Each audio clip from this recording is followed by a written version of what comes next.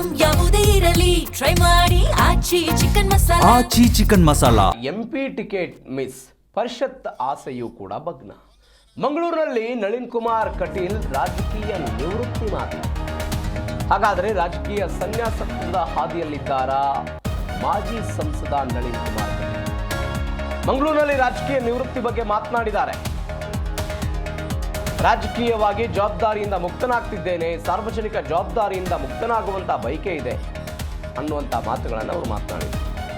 2009ರಿಂದ 2024 ತನಕ ದಕ್ಷಿಣ ಕನ್ನಡ ಲೋಕಸಭಾ ಕ್ಷೇತ್ರದ ಸಂಸದರಾಗಿದ್ದರು. ರಾಜ್ಯ ಬಿಜೆಪಿಯ 9ನೇ ಅಧ್ಯಕ್ಷರು ಕೂಡ ನಳಿನ್ ಕುಮಾರ್ ಕಟೀಲ್ ರಾಗಿದ್ದರು. ಅವರು ರಾಜ್ಯ ಬಿಜೆಪಿ ಅಧ್ಯಕ್ಷರಾಗಿದ್ದಾಗ 2023 ಚುನಾವಣೆ ನಡೆಯಿತು. ಆ ಚುನಾವಣೆಯಲ್ಲಿ ಬಿಜೆಪಿ 66 ಸ್ಥಾನಗಳನ್ನು ಗಳಿಸುವಲ್ಲಿ ಮಾತ್ರ ಶಕ್ತ ಆಯಿತು. ಅದಾದ ನಂತರ ಅವರಿಗೆ ವಿಧಾನ ಪರಿಷತ್ ಚುನಾವಣೆಯ ಟಿಕೆಟ್ ಸಿಗುತ್ತೆ, ಆಕಾಂಕ್ಷಿ ಆಗಿದ್ದಾರೆ ಎನ್ನುವಂಥ ಸುದ್ದಿಗಳಿತ್ತು. ಅದು ಕೂಡ ಆಗಲಿಲ್ಲ. ಹೀಗಾಗಿ ನಳಿನ್ ಕುಮಾರ್ ಕಟೀಲ್ ರಾಜಕೀಯ ಸನ್ಯಾಸದ ಹಾದಿಯಲ್ಲಿದ್ದಾರಾ, ಸನ್ಯಾಸತ್ವದ ಅಂದರೆ ರಾಜಕೀಯವಾಗಿ ಹೊರಗಡೆ ಹೋಗ್ಬಿಡ್ತಾರೆ ಎನ್ನುವಂತಹ ಮಾತಿದೆ. ರಾಜ್ಯ ಬಿಜೆಪಿಯ ಮಾಜಿ ಅಧ್ಯಕ್ಷರಿವರು ವೈರಾಗ್ಯದ ಮಾತುಗಳನ್ನು ಮಾತನಾಡಿದ್ದಾರೆ. 2024 ಲೋಕಸಭಾ ಚುನಾವಣೆಯಲ್ಲಿ ಅವರಿಗೆ ಟಿಕೆಟ್ ತಪ್ಪಿ ಬ್ರಿಜೇಶ್ ಚೌಟಾಗೆ ದಕ್ಷಿಣ ಕನ್ನಡ ಲೋಕಸಭಾ ಕ್ಷೇತ್ರದ ಟಿಕೆಟನ್ನು ಕೊಡಲಾಗಿತ್ತು. ಅದಾದ ನಂತರವೂ ಕೂಡ ಅವರು ಪಾರ್ಟಿಯಿಂದ ಸ್ವಲ್ಪ ಅಂದರೆ ಕಾಣಿಸ್ಕೊಳ್ತಿರ್ಲಿಲ್ಲ. ಹೆಚ್ಚಾಗಿ ಮಾತನಾಡೋದಾಗಿರಲಿ, ಪಕ್ಷದ ಚಟುವಟಿಕೆಗಳಾಗಿರಲಿ ಯಾವುದು ಕೂಡ ಇರಲಿಲ್ಲ. ಈಗ ವೈರಾಗ್ಯದ ಮಾತುಗಳನ್ನು ಮಾತನಾಡಿದ್ದಾರೆ ನಳಿನ್ ಕುಮಾರ್ ಕಟೀಲ್. ಮತ್ತೊಂದಿನ ನನಗೆ ಒಂದು ದಿನ ನೀವು ಅಧ್ಯಕ್ಷರಾಗಬೇಕು ಅಂತ ಕೇಳಲಿಕ್ಕೆ ಸದಾಶಿವನ್ನ ಬಂದಿದ್ರು, ಫೋನಲ್ಲಿ ಮಾತನಾಡಿದ್ರು. ನೀವು ಅಧ್ಯಕ್ಷ ನಾ ಆಗುದಿಲ್ಲ ಹೇಳಿದ್ದು, ನೀವು ಹೇಗೆ ಬಿಡಿ ಅಂತ.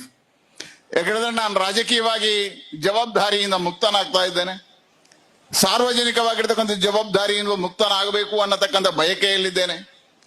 ಹಾಗಾಗಿ ಇನ್ನು ಹೆಚ್ಚು ಕಾರ್ಯಗಳನ್ನ ಮಾಡಬೇಕಾದ್ರೆ ಬೇರೆ ರೀತಿಯ ದಾರಿಗಳಿದ್ದಾವೆ ಅಂತ ಯೋಚನೆ ಮಾಡ್ತಾ ಇರಬೇಕಿದ್ರೆ ಬಂದ್ರು.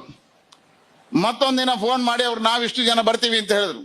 ಈ ಬ್ರಹ್ಮಕಲಶದ ಸಮಾರೋಪಕ್ಕೆ ಬಂದಿದ್ದೇವೆ, ಎಲ್ಲರ ಹೆಸರನ್ನು ಹೇಳಿದ್ರು. ನನಗೆ ಜವಾಬ್ದಾರಿಯನ್ನ ಕೊಟ್ಟಿದ್ದಾರೆ, ಆ ಜವಾಬ್ದಾರಿಯ ನೆಲೆಯಲ್ಲಿ ಯಾರನ್ನ ಸ್ಮರಣೆ ಮಾಡಲಿ?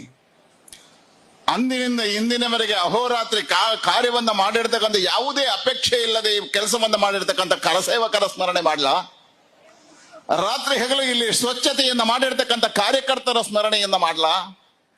ಅಹೋರಾತ್ರಿ ಅನ್ನದಾನಕ್ಕೋಸ್ಕರ ಪರಿಶ್ರಮ ವಹಿಸಿರ್ತಕ್ಕಂಥ ಎಲ್ಲೆಲ್ಲೆಲ್ಲೋ ಒಂದು ಅನ್ನದಾನವನ್ನ ಮಾಡಿರ್ತಕ್ಕಂಥ ಆ ದಾನಿಗಳ ಸ್ಮರಣೆ ಮಾಡಲಾ?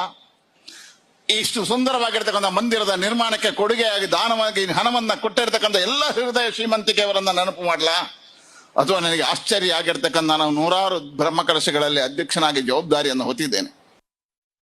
ನನಗೆ ಒಂದು ದಿನ ನೀವು ಅಧ್ಯಕ್ಷರಾಗಬೇಕು ಅಂತ ಕೇಳಲಿಕ್ಕೆ ಸದಾಶಿವನ್ನ ಬಂದಿದ್ರು, ಫೋನಲ್ಲಿ ಮಾತನಾಡಿದ್ರು. ನೀವು ಅಧ್ಯಕ್ಷ ನಾ ಆಗುದಿಲ್ಲ ಹೇಳಿದ್ದು, ನೀವು ಹೇಗೆ ಬಿಡಿ ಅಂತ. ಯಾಕಂದ್ರೆ ನಾನು ರಾಜಕೀಯವಾಗಿ ಜವಾಬ್ದಾರಿಯಿಂದ ಮುಕ್ತನಾಗ್ತಾ ಇದ್ದೇನೆ, ಸಾರ್ವಜನಿಕವಾಗಿರ್ತಕ್ಕಂಥ ಜವಾಬ್ದಾರಿಯಿಂದ ಮುಕ್ತನಾಗಬೇಕು ಅನ್ನತಕ್ಕಂಥ ಬಯಕೆಯಲ್ಲಿದ್ದೇನೆ. ಹಾಗಾಗಿ ಇನ್ನು ಹೆಚ್ಚು ಕಾರ್ಯಗಳನ್ನ ಮಾಡಬೇಕಾದ್ರೆ ಬೇರೆ